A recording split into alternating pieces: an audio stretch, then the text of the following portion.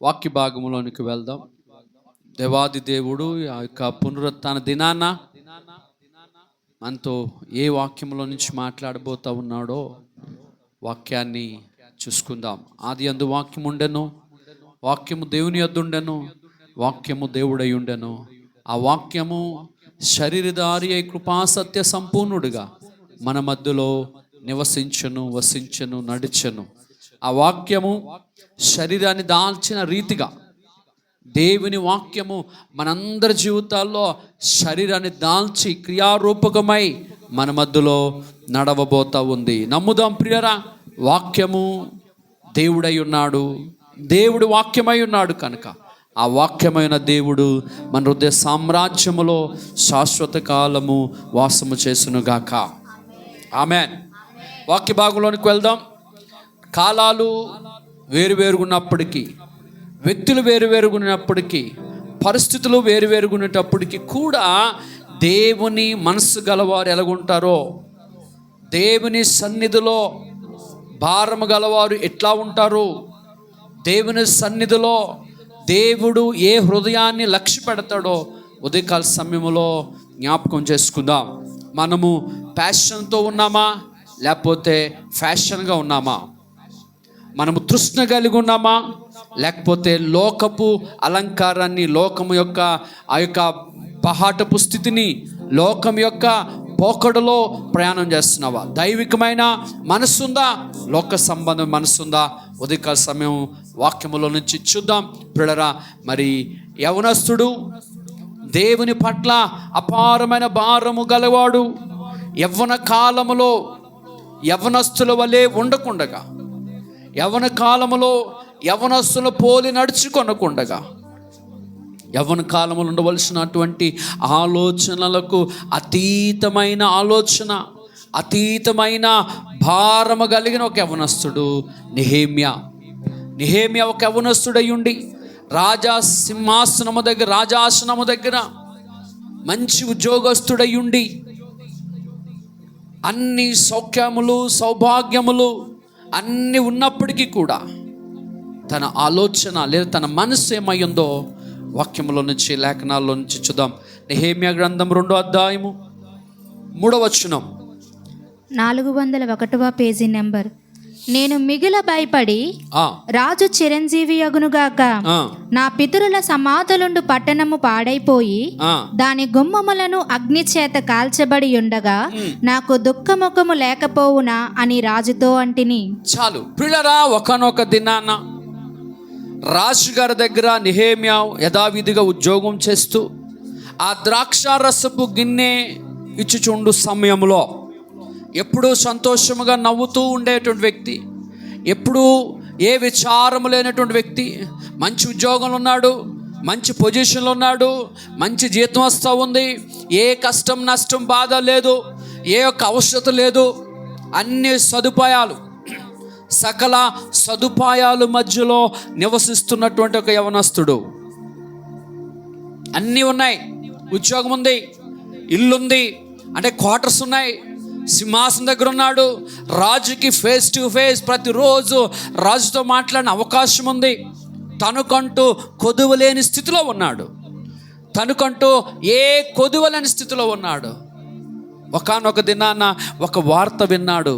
ఆ ఉద్యోగం ఉంటూ ఉన్న ఆ సమయంలో, ఉద్యోగం చేస్తున్న ఆ సమయంలో, సందర్భంలో నెహెమ్యా ఒక వార్త విన్నాడు. ఆ వార్త ఏంటంటే, తన పితరులు ఉండినటువంటి, అనగా తన పితరులు పరుండినటువంటి సమాధులు ఉండినటువంటి పట్టణము పాడైపోయింది అన్న మాట విన్నాడు. దాని ప్రాకారములు కాల్చబడ్డాయి, అగ్ని చేత కాల్చబడ్డాయి. నీ పితరులు ఉన్నటువంటి సమాధులు కలిగిన పట్టణం పాడైపోయింది, దాని ప్రాకారములు కాల్చబడ్డాయి, దాని యొక్క గోడలు కూల్చబడ్డాయి, ఆ పట్టణము మరి అగ్ని చేత కాల్చబడుతూ ఉంది అని నెహెమ్యాకి వార్త తెలిసింది. వార్త విన్నాడు. ఆ వార్త విన్నటువంటి నెహెమ్యా హృదయము పగిలిపోయి, గుండె పగిలిపోయి, తన ముఖమంతా విచారమయమైపోయి దుఃఖముతో నింపబడినటువంటి నెహెమ్యా మరుసటి రోజు, ఆ రోజు వార్త విన్నాడు. ఆ మరుసటి దినాన మరి రాజు దగ్గరికి యథావిధిగా తన ఉద్యోగానికి వెళ్తూ ఉద్యోగంలో ఉండినప్పుడు తన ద్రాక్షారసపు గిన్నెని పట్టుకొని రాజుగారి సమ్ముఖమందు నిల్చునే ఆ సమయం వచ్చింది. ఆ సమయంలో ద్రాక్షారసపు గిన్నె రాజుగారికి అందిస్తున్నప్పుడు రాజుగారు నెహెమ్యాని చూశాడు. నెహెమ్యా, ఎందుకు బాధపడుతున్నావు? నెహెమ్యా, నీకేదైనా వ్యాధి ఉందా? నీకేదైనా అవసరత ఉందా? నీకేదైనా కుటుంబంలో బాధ కలిగిందా? సమస్య వచ్చిందా? ఏదైనా అనుకోరాని సంఘటన వచ్చిందా? నీకు అనారోగ్యం ఉందా? మీ ఇంట్లో వాళ్ళకి బాగలేదా? నీకేదైనా ఆపద వచ్చిందా? కుటుంబస్తులకు బాగలేదా? స్నేహితులకు బాగలేదా? ఏంటి అలాంటి ప్రమాదాలున్నావు, ఆపదలున్నావు, కష్టములున్నావు? ఎందుకు నీ ముఖము చిన్నపోయింది? ఎందుకు నీ ముఖం వికారంగా ఉంది? ఎందుకు నీ ముఖంలో బాధ కనబడుతుంది? ఎప్పుడు నువ్వు అలా బాధగా లేవే, ఎప్పుడు నవ్వుతూ ఉండేవాడు, ఎప్పుడు సంతోషంగా ఉండేవాడువే. నీ హృదయంలో ఉన్న ఆ దుఃఖానికి కారణం ఏంటి అని అడిగాడు. నీ హృదయంలో ఉన్నటువంటి ఆ చింతకు, బాధకి కారణమేంటి అని అడిగాడు. రాజుగారు అడిగినప్పుడు నెహెమ్యా అంటున్నాడయ్యా, ఉద్యోగం లేదని బాధ లేదయ్యా, ఆకలనే బాధ లేదయ్యా, వస్త్రములు లేవని బాధ లేదయ్యా, నాకేదో ప్రమోషన్ కావాలని బాధ లేదయ్యా, శాలరీ పెరగాలని బాధ లేదయ్యా, వాహనాలు కొనాలనే తృష్ణ లేదయ్యా. నా బాధ అంతటికి కారణం ఒకటయ్యా, నా పితరులు పరుండు సమాధులు ఉన్నటువంటి ఆ పట్టణం యొక్క ప్రాకారములు కాలిపోయినాయి. నా యొక్క పితరుల సమాధులున్న పట్టణము కూల్చివేయబడింది, ఆ ప్రాకారములు పడిపోయినాయి, ఆ పట్టణము నాశనం అయిపోయింది, అది తిరిగి కట్టబడాలి అన్నటువంటి ఆలోచన చేత నేను కుమిలిపోతున్నాను అని చెప్పాడు. అవునా అన్నాడు. రాజుగారు అడిగినప్పుడు ఆ యవనస్తుడు అంటున్నాడు, అయ్యా, నా నా నా నా యొక్క ఆత్మీయులు, నా యొక్క వంశపు వారు, నా పితరులు ఎక్కడైతే నా దేవుని ఆరాధించారో, నా పితరులు ఆరాధిస్తున్నటువంటి ఆ పట్టణంలో ప్రాకారాలు పడిపోయినాయి, కాలిపోయినాయి, అవి కట్టబడాలన్నటువంటి చింత నా హృదయంలో ఉందయ్యా అన్నాడు. అయ్యా, నీకు అనుకూలమైతే, రాజా నీకు సమ్మతి అయితే నేను వెళ్ళి అది బాగు చేయటకు నాకు సెలవియ్యు అనేటువంటి బాధ. మత్తయి సువార్త 6వ అధ్యాయము 31 వచనం చూడండి. మత్తయి సువార్త 6వ అధ్యాయము 7వ వచనం. కాబట్టి ఏమి తిందుమో, ఏమి త్రాగుదుమో, ఏమి ధరించుకొందుమో అని చింతింపకుడి. కాబట్టి ఏమి తిందుమో, ఏమి త్రాగుదమో, ఏమి ధరించుకుందమో అన్నటువంటి చింత ఉండకూడదు. ఆలోచించకండి దాని కొరకు బాధపడకండి. అలానే 1 పేతురు పుస్తకం 5వ అధ్యాయం 7వ వచనంలో కూడా ఒక మాట ఉంటుంది చూడండి. పేతురు రాసిన 1 పుస్తకం 5వ అధ్యాయం 7వ వచనం. ఆయన మిమ్మల్ని గూర్చి చింతిస్తున్నాడు గనుక మీ చింత యావత్తు ఆయన మీద వేయుడి. మీ చింత యావత్తు ఆయన మీద వేయండి. ఏమి తిందామా, ఏమి తాగుదామా, ఏమి ధరించుకుందామా, ఏమి బ్యాంక్ బ్యాలెన్స్ మెయింటైన్ చేద్దామా, ఏ వాహనాలు కొందామా, ఏ వస్తువులు కొందామా, ఏ మేడ కొందామా, ఏ రియల్ ఎస్టేట్లో పెట్టుబడి పెడదామా, ఎక్కడ మన డబ్బులు ఇన్వెస్ట్ చేద్దామా, ఏ యొక్క బంగారాన్ని కొందామా, ఏ భాగ్యాన్ని కొందామా, ఇవన్నిటిని గుర్చిన ఆలోచన, చింత ఇవో కలిగి ఉన్నారా ప్రజలారా? అది కలిగి ఉండకండి. ఏమి కావాలనో మీ చింత యావత్తు, మీ కష్టం యావత్తు, మీ బాధ యావత్తు ప్రభు అయిన దేవుని మీద పెట్టండి. నీ భారం యెహోవా మీద మోపమని రాయబడి ఉంది. నీ చింత యావత్తానికి అప్పగించమని రాయబడి ఉంది. నీకంటే ముందుగానే చింతిస్తున్నాడు కనుక నువ్వు దేని కొరకు చింతించొద్దని రాయబడి ఉంది. ప్రియరా, ఎన్ని మాటలు చెప్పినా సరే మనము ఈ లోక సంబంధం వాటి మీదనే, వాటిని గుర్చే ఆలోచన తప్ప దేవుని మందిరము కొరకు కానీ, దేవుని మందిర అవసరతల కొరకు కానీ, దేవుని పని కొరకు కానీ, మన తోటి విశ్వాసులు అనగా యేసు రక్తములో కడగబడిన జనులు పాడైపోతున్నారనే భారము కానీ, దేవుని ప్రజలు మందిరానికి రాలేదే, దేవుని మందిరానికి ప్రజలు దూరం అయిపోతున్నారే అన్నటువంటి చింత మనలో లేదు. మన చింత యావత్తు కూడా ఈ భూ సంబంధమైన లోక సంబంధమైన అవసరతల కొరకే ఎల్లప్పుడూ నిత్యము చింతిస్తూ ఉన్నాం. దయచేసి వినండి. ద హార్ట్ ఆఫ్ నెహెమ్యా యొక్క మనసు, ఆలోచన, హృదయ విధానం ఎలాగుందో మన హృదయం ఎలాగుందో దేవుని ఎదుట పెడదాం ప్రియులరా. నెహెమ్యా ఆ వార్త విని ఏడడం ప్రారంభించాడు. మనం ఏడుస్తుంటుంటాం.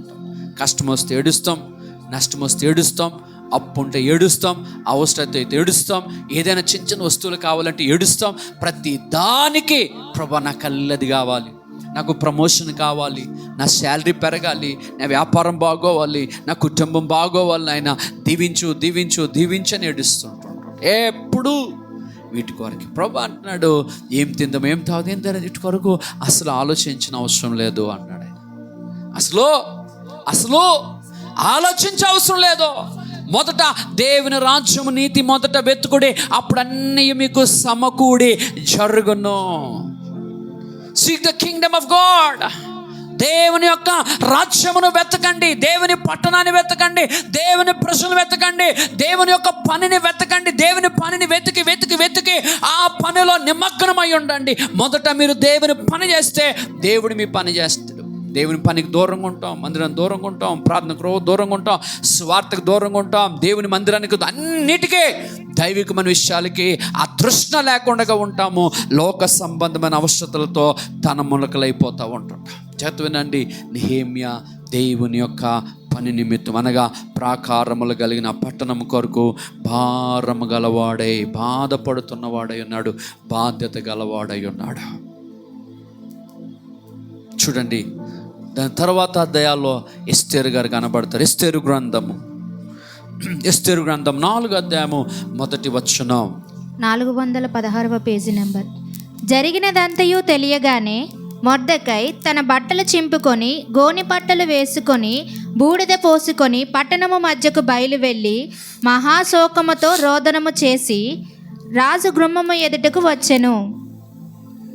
హల్లెలూయా. ప్రియులారా, జరిగినదంతా తెలియగానే ఇతను కూడా ఒక వార్త విన్నాడు. మొర్దెకై ఒక వార్త విన్నాడు. మొర్దెకైకి ఒక వార్త వినబడింది. ఏ వార్త అంటే, ఉద్యోగం పోయిందని వార్తో, వ్యాపారం పాడైపోయిన వార్తో, పంట పండలేదని వార్తో, లేకపోతే వాహనాలు యాక్సిడెంట్ అయిన వార్తో, లేకపోతే ఇంకోటి వార్త విని బాధపడలేదండి. ఒక వార్త విన్నాడు. ఎలాంటి వార్త విన్నాడంటే, దేవుని పేరు పెట్టబడిన ప్రజలు నశించిపోతున్నారు, దేవుని పేరు పెట్టబడిన ప్రజలు మరి ఓచుకోత కొయ్యబడుతున్నారు, దేవుని పేరు పెట్టబడినటువంటి ప్రజలు, ప్రభుని ఆరాధిస్తున్నటువంటి దేవుని ప్రజలు నశించిపోతున్నారు అనే వార్త, రేపు దినాన ఇది సంభవించబోతుందనే వార్త వెంటనే ఆ వార్త వినిన వెంటనే అంటున్నాడు ఆయన, జరిగినదంతయు తెలియగానే. ఏం జరిగిందంటే, ఆ షూషాను కోటలో ఒక తాకీదు రాయబడింది. యూదులందరినీ నాశనము చేయండి అనేటువంటి చట్టం బయలుదేరింది. యూదా జనాంగాన్ని నాశనము చేయండి, చంపేయండి అనే వార్త ప్రకటించబడతా ఉంది. ఆ వార్త మొర్దెకై విన్నాడు. ఆ వార్త వినిన వెంటనే, ఆ వార్త తన చెవులు పడగానే, ఆ వార్త తను వినిన వెంటనే తన గుండె పగిలిపోయింది, తన మనసు పగిలిపోయింది, తన ఆలోచన పగిలిపోయింది. ఏం చేయాలరా బాబు, ఎంత భయంకరమైన వార్త, వినకూడని వార్త, నా జీవితంలో ఎన్నడూ వినలేను అనుకునే వార్త నేను వినవలసి వచ్చిందే. నా స్వజనులు, నా దేవుని పేరు పెట్టబడిన నా ప్రజలు, యూదా జనాంగము నశించిపోబోతున్నారే అనే వార్త విని దేవుని సన్నిధికి ఎదురుగా వెళ్ళి, దేవుని సన్నిధి అనబడుతున్న ఈ భూమండలం మీద అనగా అక్కడనే ఉన్న చోటనే మోకరించిన వాడే, తన కళ్ళల్లోంచి కన్నీరు ప్రవహిస్తున్నవాడే, తన బట్టలు చింపుకున్నవాడే, తన గుండెను బాదుకున్నవాడే, తన తల మీద బూడిద పోసుకున్నవాడే, తన నడుమునకు గోనె పట్ట కట్టుకున్నవాడే దేవుని ఎదుట మహాశోకముతో ఏడవడం ప్రారంభించాడు, ఏడవడం మొదలు పెట్టాడు. అయ్యో, నేను వినరాని వార్త విన్నాను. ఈ మాట నేను వినకూడదు, అంత భయంకరమైన వార్త విన్నాను, నా స్వజనులు నా దేవుని ప్రజలు హతులవుతున్నారన్న మాట విని నెహెమ్యా వలె మొర్దెకై కూడా దేవుని హృదయం గలవాడే, నెహెమ్యా లాంటి భారము గలవాడే, మొర్దెకై కూడా దర్శనము గలవాడే, తన ప్రజల పట్ల బాధ్యత గలవాడే, భారము గలవాడే, దేవుని ప్రజలు నాశనం అయిపోకూడదని మహారోదనతో ఏడవలేదండి, ఏడుపుకు మించి ఏడ్చాడండి. ఏడుపుకు మించి ఏడవడం ప్రారంభించాడు, రోదనతోని, మహారోదనతో, మహాశోకముతో మునిగిపోయినాడు. శోక సముద్రంలో మునిగిపోయిన వాడై, రోదనలో మునిగిపోయిన వాడై, దేవుని దగ్గర దేవుని వైపు తన కన్నులెత్తిన వాడై ఏడవడం ప్రారంభించాడు. తన ఏడుపంతా ఒకటే, ఈ రోదన ధ్వనికి కారణం ఒకటే, ఆ గుండె పగలడానికి కారణం ఒకటే, దేవుని పేరు పెట్టబడిన ప్రజలు నశించిపోతున్నారని వార్త విని ఏడవడం ప్రారంభించాడు. మనం ఏడుస్తుంటాం, మనం కూడా ఏడుస్తుంటాం, మనం బాధపడిపోతుంటుంటాం, మనం కూడా తలమునకలైపోతూ ఉంటుంటాం, మనం కూడా కంగారు పడిపోతుంటాం. లోక సంబంధమైన విషయాల కొరకు ఏడుస్తూ, బొబ్బులెట్టేస్తూ, దొరలేసి, గుండె బాధేసుకొని, అయ్యో ఇదైపోయింది అదైపోయింది అనుకొని యాతన పడిపోయి, కంగారు పడిపోయి, బాధపడిపోయి, అయ్య బాబోయ్, ఆ ఏడుపుకు అద్దు పద్దు ఉండని ఏడుపు మొదలెడతాం. పిల్లలు గమనించండి, మొర్దెకై తన సొంత అన్నదమ్ములు కాదు వారు, తన తండ్రికి పుట్టిన పిల్లలు కాదు వారు, తనవారు అంటూ కాదు వారు, దేవుని పేరు పెట్టబడిన ప్రజలు వారు. దేవునిని ఎరిగిన ప్రజలు పాడైపోతూ ఉంటుంటే, హతులవుతూ ఉంటుంటే, వారవలేని తట్టుకోలేని మనసు ఎవరిలో అయితే ఉంటుందో వారిలోనే నిశ్చయముగా యేసు ప్రభు ఉంటాడు. ఆ మనసు యేసు ప్రభుకు ఉండే మనసు అది. యేసు ప్రభు కూడా యెరూషలేము దగ్గరకు వచ్చి యెరూషలేమును చూసి ఏడ్చాడు. ఆయన యెరూషలేము దగ్గరకు వచ్చాడు, యెరూషలేమును చూసి, యెరూషలేమా ప్రవక్తలను చంపుదానా, యెరూషలేమా ఎన్నిసార్లు ఎంతో చెప్పాను, యెరూషలేములో ఉన్న ప్రజలారా ఎన్నిసార్లు నేను మీ దగ్గరికి నా బిడ్డలను సేవకులు పంపించి ఎన్నిసార్లు గద్దించానో, నువ్వు వినలేదు. యేసయ్య దాని దుర్దిస్థితి, దురవస్థ చూసి, దౌర్భాగ్యమైన దాని స్థితిని చూసి, దాని యొక్క భ్రష్టత్వాన్ని చూసి, మాట వినలేని యెరూషలేములో ఉన్న ప్రజల యొక్క స్థితిని చూసి నా ప్రభు ఏడవడం ప్రారంభించాడు. చాలా మంది ఏడుస్తారండి. వగలేడుపులు అంటారు, దొంగ ఏడుపులు అంటారు, మస్కా ఏడుపులు అంటారు, అవసరత కొరకు ఏడవం అంటారు, నమ్మించడానికి ఏడవం అంటారు. 100 రకాల ఏడుపులు నేను చెప్పగలను. ఈ రోజుకి నేను చూడలేదు ఒక వ్యక్తిలో ఏడుపు. ఈ రోజుకి నేను క్రైస్తుడిగా అయిన మొదటి నుంచి ఈ రోజు వరకు కూడా ఏ ఒక్కరు కూడా దేవుని మందిరం పాడైపోతే దాని కొరకు ఉపవాసం ఉండి దేవుని ఎదుట రోదన చేసే వ్యక్తిని నేను చూడలేదు ఈ రోజు వరకు కూడా. చాలా మందిని దేవుని మందిరం ఏడ్చిన వాళ్ళు చూశాను. పిల్లల కొరకు ఏడడం చూశాను, భర్తల కొరకు ఏడడం చూశాను, వివాహాల కొరకు ఏడడం చూశాను, ఉద్యోగాల కొరకు ఏడడం చూశాను, వ్యాపారాల కొరకు ఏడడం చూశాను, పిల్లలు మంచి స్థాయిలోకి వెళ్ళాలని ఏడడం చూశాను, ఉపవాసాలు ఉండడం చూశాను. కానీ మందిరం బాగోవాలి, పరిసరి పాడవకూడదని గుండె బద్దలు చేసుకుని ఏడ్చిన వారిని ఒక్కరిని చూడలేదు. అంటే క్రైస్తవులు అనబడుతున్న దేవుని పిల్లలు దేవుని దగ్గర నుంచి లాభము కొరకు భక్తి చేస్తున్న వారే తప్ప దేవుని కొరకు నిలబడుతున్న వారు ఎవ్వరూ లేరు. రోజు చుట్టాల ఇంటికి వెళ్తాం ఎందుకు? ఏదైనా పెడతారని. అలాగా దేవుని దగ్గరికి వస్తే ఏదైనా మేలు కలుగుతుందని. మేలు కంపల్సరిగా కలుగుతుంది, అది పక్కన పెట్టు. కానీ నీ వలన దేవునికి ఏం మేలు కలుగుతుంది? దేవునికి అన్నీ చేయాలనుకుంటావు, నువ్వు దేవునికి ఏం చేయాలనుకుంటావు? అన్ని దేవుని దగ్గర నుంచి మనిషి కావాలనే మనిషి వస్తాడు, కానీ మనిషి దగ్గర నుంచి కూడా దేవుడు ఆశపడతాడు అని సంగతి తెలియదు మనుషులకి. మనిషి దగ్గర నుంచి కూడా దేవుడు ఆశపడేవి చాలా ఉంటాయి, దేవుడు కోరుకునేవి చాలా ఉంటాయి. వాటిని మనిషి ఇయ్యగలడు కానీ ఇవ్వడు. పిల్లరా, ఎప్పుడు ఇన్కమింగ్ అడుగుతాం మనం, అవుట్ గోయింగ్కి ఇష్టపడం, అన్ని దేవుడి నుంచి రావాలనుకుంటాం. కానీ మనం ఏమి దేవుడికి ఇవ్వలేం. ఈ మొర్దెకైకి ఆలోచన చూడండి. మొర్దెకై దేని కొరకు ఏడ్చే, చిన్న విషయం చెప్తున్నాను పిల్లరా. మొర్దెకై తన వ్యక్తిగతంగా దేవుని దగ్గర అవసరత కొరకు ఏడవలేదు, కానీ సమాజం పాడైపోతూ ఉంటుంటే దాని కొరకు దేవుని దగ్గర ఏడ్చాడు. నెహెమ్యా ఉన్నతమైన ఉద్యోగంలో ఉంటూ తనకి ప్రమోషన్ కావాలని ఆడవలేదు.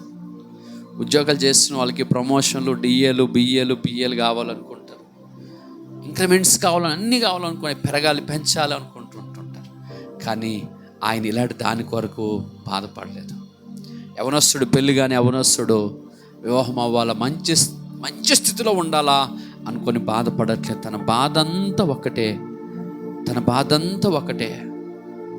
ప్రాకారాలు కాలిపోయాయి, పునాదులు కదిలిపోయాయి, ప్రాకారాలు కూలిపోయాయి. అవి కట్టబడాలి. స్తోత్రం చెప్పండి. పరిచర్య కట్టబడాలి. స్తోత్రం చెప్పండి. మందిరం కట్టబడాలి. స్తోత్రం చెప్పండి. మందిరం కట్టబడాలి, తిరిగి కట్టబడాలి. అది నిజమైన దేవుని బిడ్డలకు ఉండే మనసు. అంతే తప్ప నేను బాగోవాలి, నా కుటుంబం బాగోవాలి, నేనే బాగోవాలి, ఇవన్నీ రాంగ్ కాన్సెప్టెడ్ ప్రేయర్స్ అండి.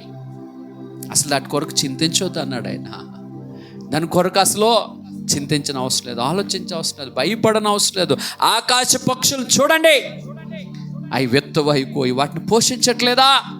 నేను మిమ్మల్ని పోషిస్తాను, నేను మిమ్మల్ని నడిపిస్తాను. అయినను సరే ఇశ్రాయేల్ ప్రజలు అరణ్యంలో వచ్చినప్పుడు రాత్రి పగలు మన్నా ఇచ్చి పోషిస్తున్నప్పటికీ కూడా, ఆ మన్నా తినినప్పటికీ కూడా ఇంకా ఆహారం కావాలని, మాకు మాంసం కావాలని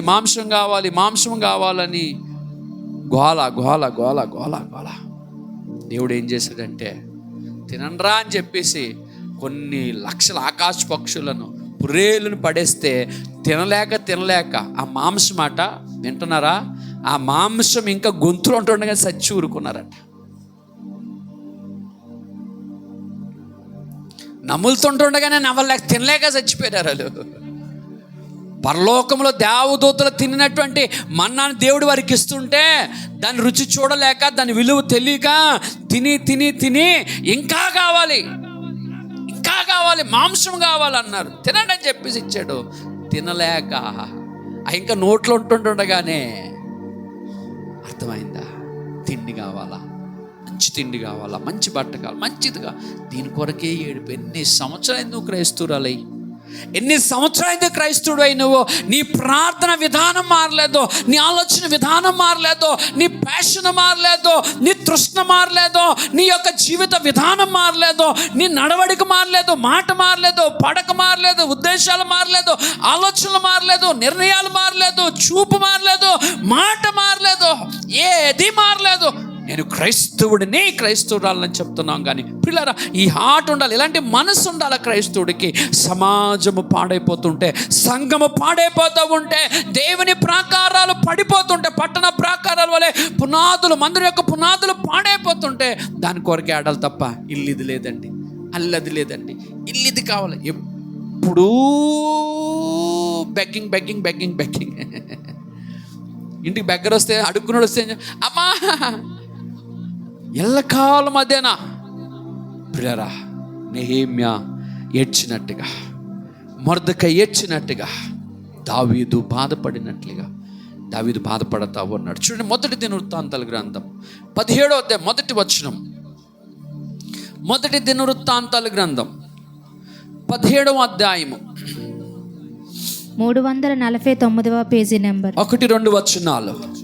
దావీదు తన ఇంట నుండి ప్రవక్త అయిన నాతానును పిలిపించి, నేను దేవదారు మానులతో కట్టబడిన నగరులో నివాసము చేయుచున్నాను, యెహోవా నిబంధన మందసము తెరల చాటున నున్నదని చెప్పగా, నాతాను, దేవుడు నీకు తోడై ఉన్నాడు.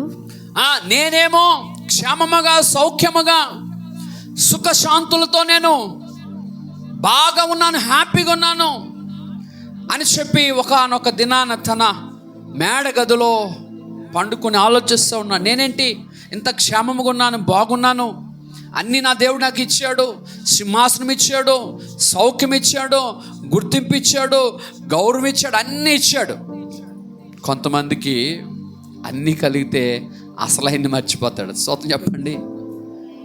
అన్నీ కలిగితే అసలు ఆయన్ని మర్చిపోతాడు. దావీదు అంటున్నాడు, నేను శరంబులతో కట్టబడినటువంటి రాజనగరులలో నేను నివాసం ఉంటున్నాను, నా దేవుని మందసము తెరల చాటున ఉన్నది. ఎక్కడుండి ఎక్కడ కొరకు ఆలోచిస్తున్నాడు? ఆలోచించండి. ఎవరి బిడ్డలో మీరు ఉద్యోగాలు వచ్చినాక, వ్యాపారాలు చేసినాక, స్థిరపడినాక ఈ మొదటి స్థితిని మర్చిపోకండి, దేవుని పనిని మర్చిపోకండి.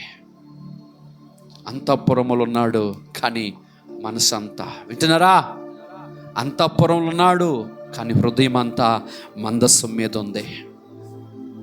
చక్కగా రాజనగర్లో ఉన్నటువంటి సుందరమైన సౌఖ్యమైన పరుపు మీద పండుకొని, విలువైన పరుపు మీద పండుకొని మందస్సము కొరకు ఆలోచిస్తున్నాడు. How it is possible? మనం పేదరికంలోంచి కొంచెం మేలు కలిగితే నిన్నటి దినాన్ని మర్చిపోయిన వాళ్ళు ఈరోజు మనుషులు. కలిమి కలిగితే లేమిని మర్చిపోయిన వాళ్ళు ఈరోజు పరిస్థితుల్లో. తినడానికి 3 పూట్ల తిండి దొరికితే దేవుని మర్చిపోయిన వాళ్ళు ఈరోజు ప్రజలో. ఉద్యోగం వస్తే ఇక్కడ మందిరం మానేసిన వాళ్ళు చాలామందిని చూశాను. నేను ఇక్కడ చాలామందిని చూశాను. ఉద్యోగం వచ్చినాక మందిరం మానేసిన వాళ్ళు, తిండి కలిగినాక మందిరాన్ని మానేసిన వాళ్ళు చాలామందిని నేను చూశాను. రోగం పోయినాక దేవుని విడిచిపెట్టి వెళ్ళిపోయిన వారిని చాలామందిని చూశాను. మంచిది. నేను ఒక స్టేటస్ పెట్టాను పిల్లలు. ఆ స్టేటస్ చూస్తే ఎవరైనా ఖచ్చితంగా దేవుని తిరుగుతారు, వారికి కృతజ్ఞత కలిగి ఉంటారు. జాగ్రత్తగా వినండి. దావీదు సుందరమైన సౌఖ్యమైన స్థలములు ఉన్నప్పటికీ కూడా దావీదు మందసం కొరకు ఆలోచిస్తున్నాడు. ఆ మనస్సు, మనం సౌఖ్యంగా ఉన్నామా, కలిగి ఉన్నామా లేదా, దీనికోసం కాదు. మన పట్ల మనం చేయాల్సిన దేవుని పని, మనం చేయాల్సినటువంటి దేవుని పని కొరకు బాధ్యత, మనం ఎంతవరకు దేవుని ప్రజల కొరకు కన్నీరు, ఇవన్నిటి కొరకు మనం ఆలోచించవలసిన వారం అయి ఉన్నాం. నెహెమ్యా సమాధులు కలిగిన పట్టణం కొరకు, ప్రాకారముల కొరకు ఆలోచించాడు, దుఃఖించాడు. మొర్దెకై తన స్వజనుల యొక్క క్షేమము కొరకు, రక్షణ కొరకు, కాపుదల కొరకు మహాశోకంతో ఏడ్చాడు. దావీదు మందసం కొరకు ఆలోచన, మదిలో ఆలోచన గలవాడు మందసం కొరకు. అలాగనే ఇంకొక ఆయన ఉన్నాడు, ఇర్మియా 9వ అధ్యాయము 1వ వచనం, 9వ అధ్యాయము 27వ వచనం, 21 నుంచి చూడండి. 635వ పేజీ నెంబర్. ఇర్మియా గ్రంథం 9వ అధ్యాయం 1వ వచనము, అలా 9వ అధ్యాయం 21వ వచనము. నా జనులలో హతమైన వారిని గూర్చి నేను రాత్రము కన్నీరు విడిచినట్లు నా తల జలమయమునుగాను నా కన్ను కన్నీళ్ల ఓటగాను ఉండునుగాక. ప్రియులారా, ఇర్మియా ఇలాగో ప్రార్థన చేస్తున్నాడు. ఇర్మియా, ప్రభా నాకు అది కావాలి, ఇది కావాలి నాయనా అని ప్రార్థించలేదు. ఇర్మియా ప్రార్థన పట్టుకోవడమే, ఇర్మియా అడగడమే చాలా వింతైన ప్రార్థన చేస్తున్నాడు. ఏమని చాలామంది ప్రార్థన చేశాడు. మోషే ప్రార్థన చేశాడు, మన్నా కురిసింది. యెహోషువ ప్రార్థన చేశాడు, సూర్యచంద్రులు ఆగిపోయారు. ఏలియా ప్రార్థన చేశాడు, పరలోకం నుంచి ఆకాశం నుంచి అగ్ని కురిసింది. ఏలియా మరలా ప్రార్థన చేశాడు, వర్షం కురిసింది. యెహోషువ, మోషేలు, ఏలియాలు, పేతురు, ఎంతమంది బైబిల్ అందరూ ఉన్నారో అందరూ ప్రార్థన చేస్తూ అద్భుతాలు జరిగాయి. కానీ నేను ప్రార్థన ఏమని చేస్తున్నాడో తెలుసా? ప్రభా అని పదం పట్టుకొని, నా జనులలో హతమైన వారిని గుచ్చి నేను దివారాత్రము, నేను దివారాత్రము కన్నీరు విడిచినట్లు నా తల జలమయముగాను నా కన్నులు కన్నీటి ఊటగాను ఉండునుగాక అని ప్రార్థించాడు. స్తోత్రం చెప్పండి. ఏమని ప్రార్థన చేస్తున్నాడు? స్తోత్రం చెప్పండి అమ్మా. ఏమని ప్రార్థన చేస్తున్నాడు? ఏమని ప్రార్థన చేస్తున్నాడంటే, నశించిపోతున్న ప్రజల కొరకు ప్రార్థన చేయటానికి కావలసిన శక్తిని, కావలసిన కన్నీరుని, కావలసినటువంటి ఆ ఓపికని, కావలసినటువంటి ఆ శక్తిని, వారి కొరకు ప్రార్థన చేయగలిగిన ఆ సామర్థ్యతను, కన్నీళ్ళు కార్చగలిగిన ఆ సామర్థ్యతను, నా తల జలమయముగా చేసుకొనగలిగినటువంటి ఆ శక్తి సామర్థ్యం అర్థమవుతుందా? అమ్మ ఈ మాట దయచేసి అర్థం చేసుకొని ప్రయత్నించండి. ఏదో స్వస్థత విడుదల కొరకు చెప్తే చక్కగా వింటారు, చప్పులు కొడతారు, ఆమెనంటే వెళ్ళిపోతారు. కాదు ప్రియులారా, ఈయన ప్రార్థన చేయటమే నశించిపోతున్న వారి కొరకు ప్రార్థన చేయటానికి నా కన్నులు కన్నీటి ఊటగా ఉంచు ప్రభువా అని ప్రార్థన చేస్తున్నాడు. దేని స్తోత్రం. దేని కొరకు ప్రార్థన చేస్తున్నాడు? ప్రజల కొరకు ప్రార్థన చేయటానికి కావలసిన ఆ సామర్థ్యత కొరకు ప్రార్థన చేస్తున్నాడు. నశించిపోతున్న ప్రజల కొరకు, అంగలార్చడం కొరకు, రోధించటం కొరకు నా కన్నీళ్ళు ఏరులై పారాలు ప్రభువా. వారి కొరకు నేను ప్రార్థించాలి, వారి కొరకు నేను అంగలార్చాలి నాయన. నా కన్నులు కన్నీటి ఊటగా ఉంచు. స్తోత్రం చెప్పండి. ఇర్మియా జనుల కొరకు ప్రార్థించడానికి కావాల్సిన సామర్థ్యత కొరకు ప్రార్థన చేశాడు. దావీదు మందసం కొరకు పరితపించిపోయాడు. నెహెమ్యా ప్రాకారములు కలిగిన పట్టణం కాలిపోతే ఆ ప్రాకారము తిరిగి కట్టబడాలని వేదనతో ప్రార్థన చేశాడు, ఏడ్చాడు. మొర్దెకై తన పేరు పెట్టబడిన, దేవుని పేరు పెట్టబడిన జనులు హతులైపోతూ ఉంటుంటే వారికి కాపుదల దేవుడు ఇవ్వాలని, సంరక్షణ దేవుడు ఇవ్వాలని, దేవుడు వారిని విడిపించాలని దేవుని సహాయము కొరకు దేవుని ఎదుట అంగలార్చి మహారోదనతో ప్రార్థన చేశాడు. చివరికి యేసు ప్రభు కూడా యెరూషలేములో ఉన్న ప్రజలు నాశనం అయిపోదు, మార్గము తప్పి త్రోవ తప్పి తిరుగుతూ ఉంటే త్రోవ తప్పిపోయిన ప్రజల కొరకు యేసు ప్రభు కన్నీరు కాచాడు. ఎవరైతే నశించిపోతున్న ప్రజల కొరకు, ఎవరైతే పాడైపోతున్న మందిరం కొరకు, ఎవరైతే మందసం కొరకు, ఎవరైతే జనుల క్షేమము కొరకు హృదయాలు బద్దలు కొట్టుకొని కన్నీరు కార్చి ప్రార్థన చేస్తారో వారిలోనే నిజంగా ప్రభు ఉన్నాడు అంటాను నేను. ఉంటేనే ఆ మనసు వస్తుంది, వారిలో ఆయన ఉంటేనే ఆ స్పిరిట్ పనిచేస్తుంది తప్ప అంతవరకు ఆ మనసు పనిచేయదు. అయితే గ్రహించండి, ఎవరిలో అయితే దేవుని యొక్క మనసు ఉంటుందో, దేవుడు ఉంటాడో, ఆయన మనసు ఉంటుందో వారు ఖచ్చితంగా పాడైపోతున్న వారి కొరకు, మందిరానికి దూరంగా ఉన్న వారి కొరకు, మందిరానికి వచ్చి వెళ్ళిపోతున్న వారి కొరకు, అంతేకాదు పరిచర్య అవసరతల కొరకు, మందిరాల అవసరతల కొరకు, వాహనాల కొరకు, వస్తువుల కొరకు, వీటన్నిటి క్షేమము కొరకు అనునిత్యము ప్రార్థిస్తుంటుంటారు. పరిచర్యని కానీ, సువార్తను కానీ, మందిరాన్ని కానీ ఎన్నటికి కూడా ఈ నలుగురు కూడా ఆలోచించండి. నేను ఒక్కరిని చెప్పలేదు, నలుగురు, ఐదుగురు, యేసు ప్రభుతో ఐదుగురు, వీరు ఐదుగురు మనసు ఒక్కటే. మనుషులను దేవుని ఎదుట తీసుకొని రావాలి, నిలబెట్టాలి అన్నది పాడైపోతున్న వారి కొరకు బాధపడే మనసు ఎవరిలో ఉంటుందో వారిలోనే నిజముగా యేసు ప్రభు ఉన్నాడు. గ్రహించండి, ప్యాషన్ కలిగిన క్రైస్తవులు ఉండండి, అంతప్ప ప్యాషన్తో ఉండకండి. ప్యాషన్ ఉండాలా, తృష్ణ కలిగిన క్రైస్తవులుగా ఉండండి. అంతేగాని అలంకారంగా, అంటే ఏదో నామకార్థ క్రైస్తవులుగా అలాంటి వారు ఫ్యాషన్గా ఉండకండి. ప్యాషన్తో ఉండండి. ఫ్యాషన్గా ఉంటారా, ఫ్యాషన్గా ఉంటారా? ఈ ఐదుగురు ఆత్మల పట్ల ఎంతో తృష్ణ గలవారే, ఆ దర్శనము గలవారే, భారము గలవారే నడిచారు. మనం అలాగుందాం. ఫ్యాషన్గా, స్టైల్గా, మోడలర్స్గా ఉండకండి, ఉండకూడదు. అది నామకార్థ క్రైస్తవులు చెల్లుతుంది, దేవుని బిడ్డలకు అది చెల్లదు. కనుక మనము ఉదయకాల సమయంలో వాక్యం బట్టి మన ఆలోచన విధానాన్ని మార్చుకుందాం. దేవుడు నీ ప్రతి అవసరత తీరుస్తాడు. నీకు నెహెమ్యాలాగా, ఇర్మియాలాగా, మొర్దెకైలాగా, దావీదులాగా యేసు ప్రభుకి చివరికి యేసు ప్రభులాగా ఆ మనస్సు ప్రభు నీకు అనుగ్రహించి సర్వసత్యములోనికి నడిపించునుగాక. ఆమేన్. ప్రార్థన చేసుకుందాం. మహాపరిశుద్ధుడు, మహోన్నతుడు, సర్వాధికారి అని తండ్రి, మీకు వందనాలు, స్తోత్రాలు నానా. చివరి దినాల్లో, కడవరి దినాల్లో జీవిస్తున్నాం. ఫ్యాషన్గా ఉండకూడదు ప్రభా. క్రైస్తవులు అని మేము పేరు పెట్టబడిన వారు ప్యాషన్తో ప్రభా తండ్రి, తృష్ణ దర్శనం గలవారమే ప్రభా, అత్యాశక్తి గలవారమే. మందిరం పట్ల, పరిచర్య పట్ల, మందసం పట్ల తండ్రి, మందిరానికి కావలసిన సమస్తం పట్ల, మీ పేరు పెట్టబడిన ప్రజల పట్ల బాధ్యత గలవారమే తండ్రి. లోతైన ఆత్మీయ అనుభవం గలవారమే, లోతైన కన్నీటి అనుభవాలు గలవారమే. స్తోత్రం. నశించిపోతున్న ప్రజల కొరకు కన్నీరు కాడ్చే అయా ఇర్మియాలాగా మా తల జలమయముగా చేయి ప్రభా తండ్రి. మొర్దెకైలాగా మేము మహారోదనతో తండ్రి నశించిపోతున్న వారి కొరకు, నెహెమ్యాలాగా దుఃఖించే ఆ మనస్సు దావీదులాగా చింతించే ఆలోచన. యేసయ్య మీలాగా పట్టణానికి, గ్రామానికి, పల్లెలకు వెళ్ళినప్పుడు అయావి రక్షణ పొందలేని పల్లెలు, పట్టణాలైతే వాటిని చూసి ఏడవగలిగిన మనస్సు మాకు దయచేయలేదు. మా హృదయాలు బండబారిపోయి ఉన్నాయి. మా హృదయాలు లోకపు ఇచ్చలతో, తలంపులతో, ఆలోచనతో, సంబంధమైన కోరికలతో నింపిపోయి అయా లోకపు ఆలోచనలో, పోకడలో ప్రయాణం చేస్తున్నామేమో. అలాంటిది కాకుండా తండ్రి, మీ కొరకు తండ్రి స్వచ్ఛమైన క్రైస్తవుడుగా తండ్రి, నిక్కచ్చైన క్రైస్తవుడుగా, భారము కలిగిన ఒక క్రైస్తవ దేవుని బిడ్డగా జీవించటకు కృపని అనుగ్రహించి నడిపించమని, ఆ మనసు అందరికీ దయచేయండి. ఇదేనా కృప చూపించమని, మనసు ఇచ్చినందుకు వందనాలు నాయన.